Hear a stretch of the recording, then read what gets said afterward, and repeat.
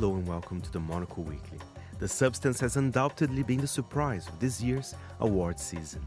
The gory body horror satire was nominated for 5 Baftas and 5 Oscars, including Best Picture, Best Director for Coralie Fargeat, and Best Actress for Demi Moore. The Substance was also nominated for Best Makeup and Hairstyling, after the incredible transformation of the main character portrayed by Moore. And yes, many gallons of blood are included. I had the pleasure to speak with the lead special makeup effects designer, Pierre-Olivier Persin, about his work.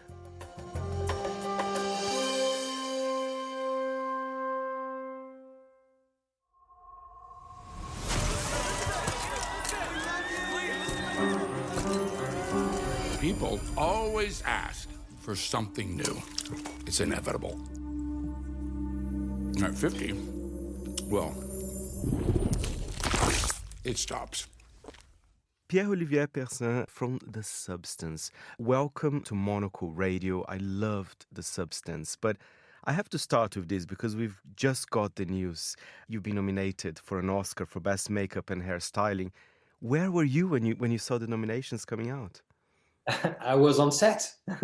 That's the place to be when you receive an Oscar nomination. I was on set. I was dragging a dummy around, a dead body. I would expect this from you, Yeah. And so, I was on set, and the first AD came to me and she asked me, "Did you hear anything about the Oscars?" And I said, "Yes, I have a nomination." And she said, "Oh no, I have to make an announcement." So she did in front of the whole crew, and everybody clapped, and that was great.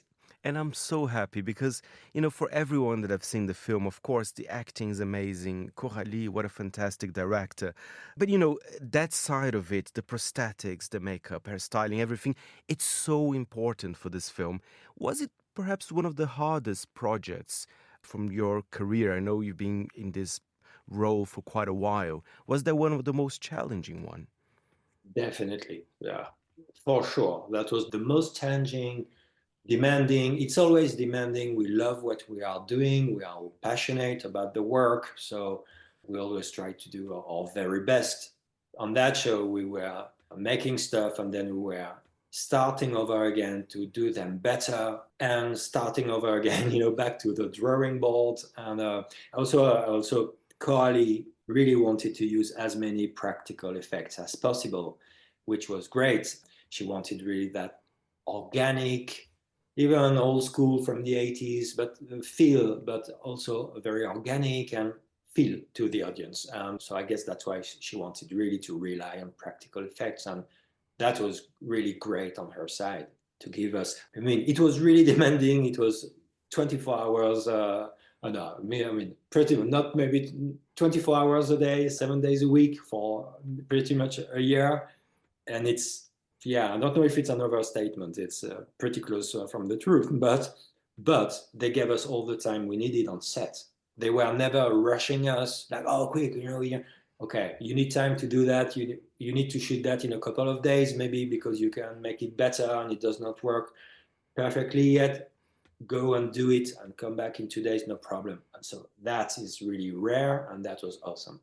I love what you just mentioned about the organic feel of the film, because I've noticed that as well. And I think it's particularly challenging on The Substance because the film, there are a lot of close-ups. you really see what's happening with their bodies. You can hide it. If you haven't done a great job, Pierre, people would notice, right? So I think you understood, because some films that perhaps they're a little bit darker, maybe you can't really see what's going on. It's not the case with The Substance.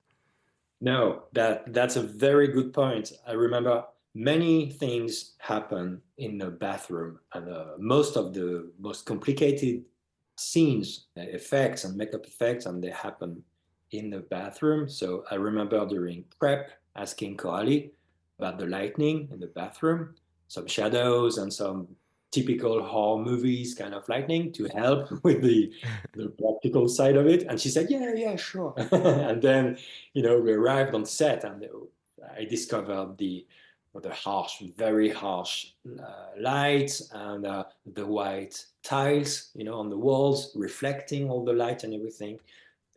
I knew about the tight close-ups, but So wow. And but I guess, yeah, like you said, it really helps to be sucked into the craziness and the organic craziness of the story and the movies. And to prepare, for example, Demi Moore and Margaret Qualley for all the prosthetics, that must take quite a while. There must be quite a big part of their day. How many hours, for example, on a normal kind of day in the set they would take, especially Demi Moore, I would say. Yeah, yeah. Demi had between anything between 45 minutes to 6 hours, 6, 7 hours, maybe for the longest. And the usual day would be 3:30 to 5 hours of makeup. The substance. I'm Sue.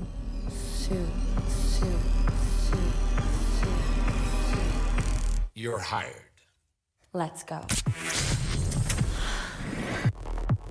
That's incredible. I wonder what she was doing during the makeup. I mean, maybe it's time to meditate while you become like a monster or something.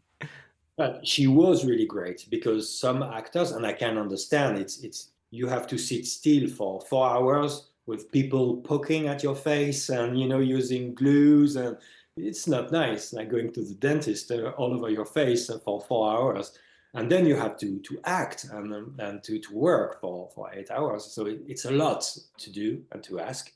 She was the best friend you can have in a makeup chair from a professional point of view. Really, she was with us, and she was really looking at everything we were doing, and she was getting into character, always nice, in a nice mood. But yeah, she was not scrolling on her mobile for 4 hours and preventing you from doing a good job. She was not at all. She was not that at all. She was just a great. I have nothing but good things. She was a trooper, and she was a nice person with us. She was really great. A real professional there. What about Monstro Elisa Sue? Of course, what a fantastic creation and incredibly original. Was that perhaps the one that you took the longest to make? Because I'm sure Coralie gave you some directions of what you wanted with it, and then you had to create that magnificent creature. Yes, that took the longest. The design of Monstro was the hardest on the show. It was really important.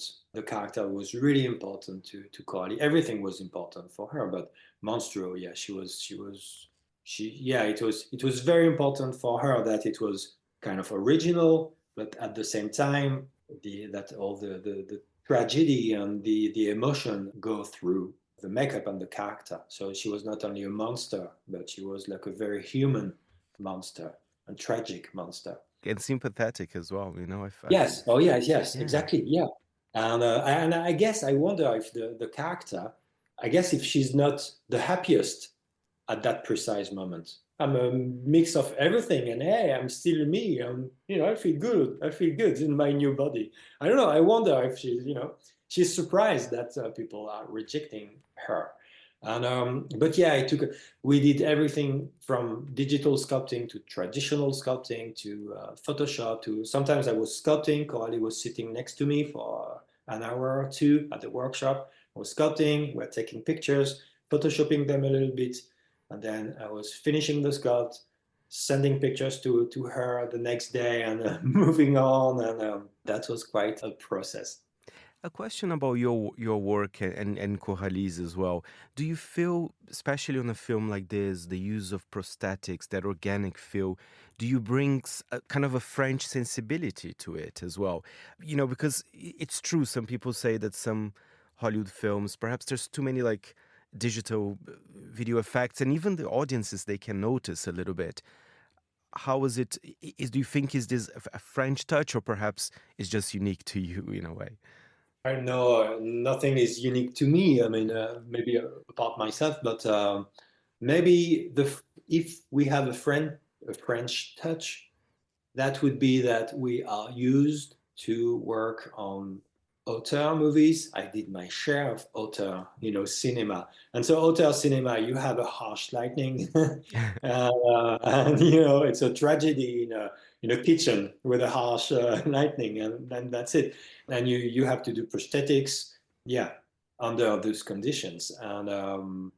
And so maybe my training, in a way, I still work from time to time on auteur movies. I love them, and maybe I'm used to that. I've done more auteur. I've worked on more auteur movies than on horror movies, in a way, I guess. And so I guess that was my training.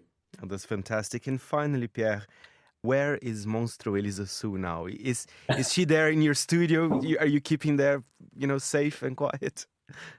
Bits of her, yes. Yeah. Maybe the legs are missing, but I have pretty much all the rest of her body. Maybe she'll have to join you in Los Angeles later. So yeah, maybe she should travel with us. I'm fine. Everything's fine. You have to control yourself!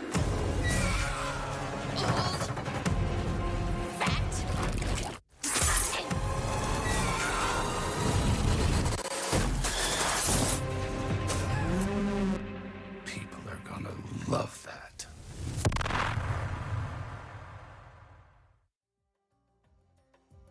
That was Pierre-Olivier Persin from The Substance, and the film is out now.